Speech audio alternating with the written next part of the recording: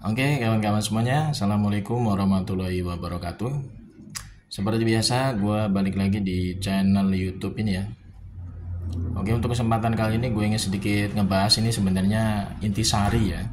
Kalau kita bisa ambil intisari dari aksi-aksi demo kemarin ya yang dilakukan oleh sebagian masyarakat itu ya. Itu sebenarnya kalau kita lihat secara komprehensif itu ada tiga ya. Ada tiga sebenarnya tuntutan dari masyarakat yang sangat jelas ya kepada pemerintah maupun kepada DPR ya. Yang pertama itu adalah tuntutannya adalah orang yang bernama Mukidini harus diadili ya. Kemudian yang kedua itu adalah memakzulkan si Beler dari jabatannya sebagai wakil presiden ya. Kemudian yang ketiga itu meminta supaya DPR itu ya bekerja sama dengan pemerintah untuk mengesahkan yang namanya undang-undang perampasan aset gitu ya. Jadi sebenarnya kan tiga tuntutan dari masyarakat yang kemarin melakukan demo itu kan sebenarnya masuk akal semua kalau kita perhatikan gitu ya. Pertama ya, orang yang bernama Mukidini harus diadili secara hukum, itu benar. Karena Mukidini memang sudah melakukan berbagai macam kejahatan luar biasa sebenarnya selama dia menjadi penguasa 10 tahun kemarin ya. Terutama dari kejahatan dia merubah aturan undang-undang konstitusi ya. Kemudian dia melanggengkan praktek nepotisme ya sampai anaknya bisa menjadi wapres gitu ya dengan cara merubah undang-undang pemilu di MK dengan bantuan iparnya gitu kan ya. Kemudian yang ketiga itu adalah terkait dengan berbagai macam proyek-proyek yang dia bikin selama menjadi penguasa itu merugikan negara semua. Ada yang namanya proyek IKN ya, istilahnya di situ ada kerugian negara jelas itu kalau diaudit gitu ya. Kemudian proyek kereta cepat Jakarta-Bandung itu juga sama ya, negara itu sampai harus nombokin utang setiap tahunnya. Karena apa? Karena tidak sebanding antara modal yang dikeluarkan kemudian dengan return on aset yang diperoleh. Otomatis kan pemerintah itu kan menombokin terus ya utang-utang dari proyek kereta cepat Jakarta-Bandung. Tidak ada sama sekali manfaatnya secara finansial state gitu ya.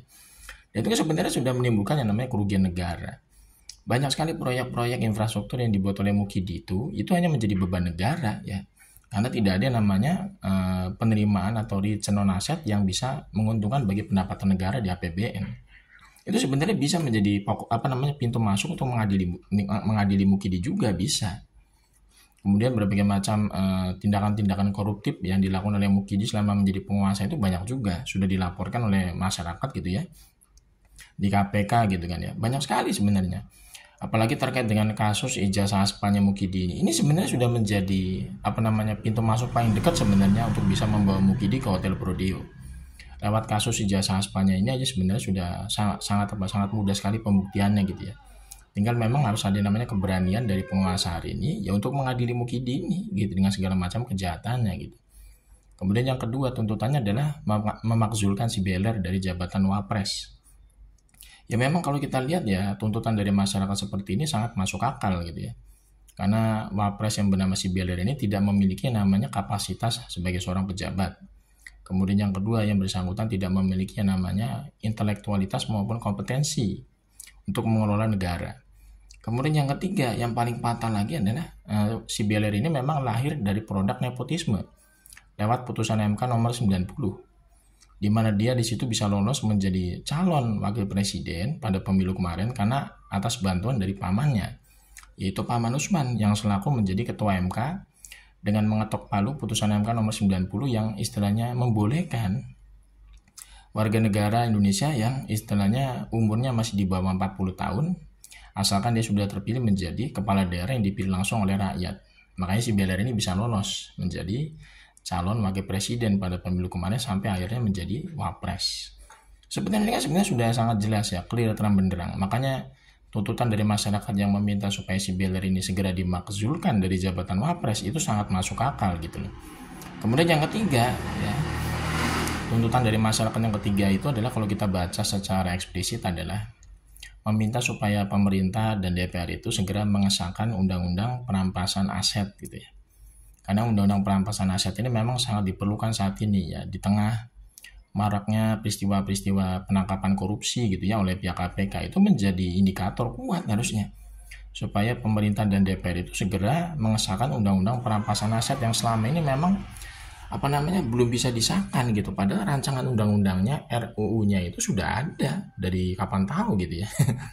Ini sebenarnya kan harus ada yang namanya komitmen bersama gitu ya antara pemerintah dengan DPR untuk bersinergi ya, menyatukan visi misi supaya bangsa ini bisa lepas dari yang namanya praktek korupsi yang semakin menggurita gitu ya. Dengan adanya namanya undang-undang perampasan aset disahkan, itu otomatis akan memperkecil, meminimalisir praktek korupsi di birokrasi pemerintahan. Jadi orang mungkin berpikir 2 kali atau 1000 kali ketika mereka ingin melakukan korupsi gitu. Nanti ketika mereka sudah menjadi terdakwa, kemudian divonis bersalah oleh hakim ya di pengadilan tipikor, maka semua aset mereka itu akan disita oleh negara tanpa sisa gitu. Makanya pentingnya undang-undang perampasan aset ini segera disahkan oleh DPR bekerja sama dengan pemerintah. Jadi jangan sampai istilahnya tuntutan dari masyarakat ya modelnya seperti ini yang bagus sekali waktu demo kemarin itu jangan dianggapnya seperti angin lalu ya. Harus segera diimplementasikan lah. Jadi adili mukidi, makzulkan si beler, kemudian sahkan undang-undang perampasan aset ya untuk bangsa kita ini agar istilahnya bisa memiliki secercah harapan yang bagus ya untuk 5 tahun ke depan sebagai sebuah negara gitu.